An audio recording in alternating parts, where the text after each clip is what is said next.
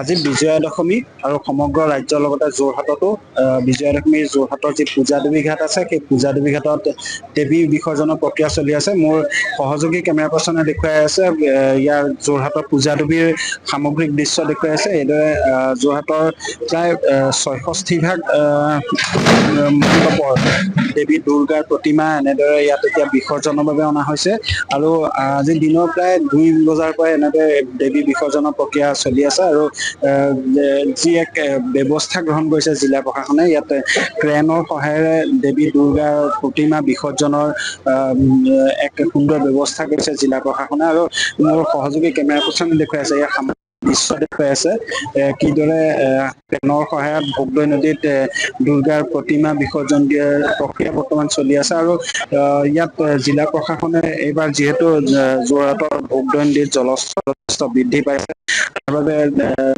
দুৰ্ঘটনাৰ যাতে সন্মুখীন হয় তাৰ বাবে লক্ষ্য ৰাখি SDRF বাহিনী মোতায়েন কৰিছে আৰু ইয়াত যিসমূহ কৰ্মকৰ্তা আছে, যিবোৰ স্বেচ্ছাসেৱকসকল আছে, তেওঁলোকো নিজৰ নিজৰ কৰ্তব্যত নিয়োজিত হৈ আছে। বৰ্তমান দেখুৱাই আছে মোৰ সহযোগী কেমেৰা পাৰ্চন দেখুৱাই আছে দেৱী দুৰ্গাৰ প্ৰতিমাই বৰ্তমান বিসৰ্জন দি থকা হৈছে যোৰহাটৰ এই পূজাদেৱী ঘাটত। কিন্তু প্ৰতি বছৰৰ দৰে প্ৰতি বছৰে যি আনন্দ উল্লাসৰ এক পৰিৱেশ দেখা পোৱা যায়, তাৰ সম্পূৰ্ণ বিপৰীত এক পৰিৱেশ ইয়াত দেখিবলৈ পোৱা গৈছে। যিহেতু জুবিন গাৰ্গবিহীন দুৰ্গা পূজা এইবাৰ সমগ্ৰ ৰাজ্যতে হৈছে, কেৱল মায়াবিনী গীত চলি আছে আৰু যোৰহাটতো একেদৰে মায়াবিনী গীত গাই দেৱী বিসৰ্জনৰ বাবে অনা হৈছে। সকলোৰে মনত বেদনা, সকলোৱে হতাহত হৈ আছে, যিহেতু জুবিন গাৰ্গ নাই, প্ৰাণৰ শিল্পীজন নাই, তাৰ বাবে শোকাহত হৈছে। আমাৰ লগত যোৰহাট জিলা আয়ুক্ত আছে, আমি তেওঁৰ লগত কথা পাতিবলৈ চেষ্টা কৰিম। কেইখন প্ৰতিমা আজি ইয়াত আনিছে, কিমান ইয়াতে চেন্ট্ৰেল পূজা কমিটিৰ লগত যিমান ৰেজিষ্টাৰ্ড পূজা আছে তাৰ মাজত ইয়াতে পূজাডুবি ঘাটত আজিৰ দিনত 66টা দেৱী মাৰ মূৰ্তি আজি ইয়াত বিসৰ্জন কাৰণে আহিব। ইতিমধ্যে অলৰেডি ইয়াতে 20টা মান দেৱী মাৰ মূৰ্তি অলৰেডি বিসৰ্জন হৈ গৈছে।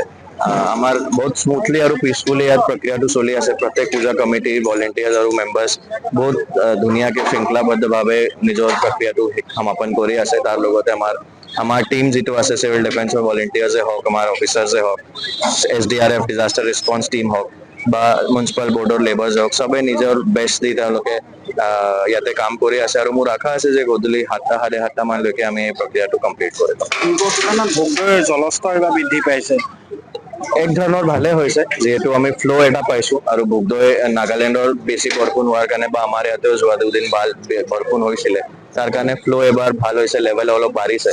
তো তাৰ কাৰণে আমাৰ বিসৰ্জন প্ৰক্ৰিয়া আৰু স্মুথ হৈ গৈছে, যিহেতু ফ্ল' হোৱাৰ কাৰণে দেৱী মাৰ মূৰ্তিটো ফ্ল' হৈ গৈ ডাউনষ্ট্ৰীম গৈ আছে।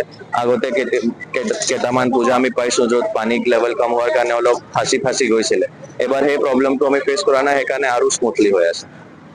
নিশ্চয়কৈ যোৰহাট জিলা প্ৰশাসনে এক সুন্দৰভাৱে ব্যৱস্থা কৰিছে দেৱী দুৰ্গা বিসৰ্জনত যাতে কোনো ধৰণৰ সমস্যাৰ সৃষ্টি নহয় আৰু ভোগদৈ নদীত যি জলস্তৰ বৃদ্ধি পাইছে তাৰ বাবে লক্ষ্য কৰিও SDRF বাহিনী ইয়াত পূৰ্বতকৈ অধিক মোতায়েন কৰা হৈছে। আৰু এনেদৰে এতিয়া যোৰহাটৰ চহৰৰ মাজেদি এই মুহূৰ্তত যদি চহৰৰ মাজলৈ চোৱা হয় তেন্তে মায়াবিনী গীতে ৰজন জনাইছে সমগ্ৰ যোৰহাট চহৰ। যোৰহাটৰ সকলো পূজা মণ্ডপৰ যিসমূহ দেৱী বিসৰ্জন কৰিবলৈ আনিছে আৰু সেই বিসৰ্জনৰ সময়তো কিন্তু মায়াবিনী গীতে শুনি পোৱা গৈছে যোৰহাটৰ পূজাদেৱী ঘাটত। যিকোনো খবৰৰ বাবে যোগাযোগ কৰক 7099017330 লগতে 7099017110 নম্বৰত।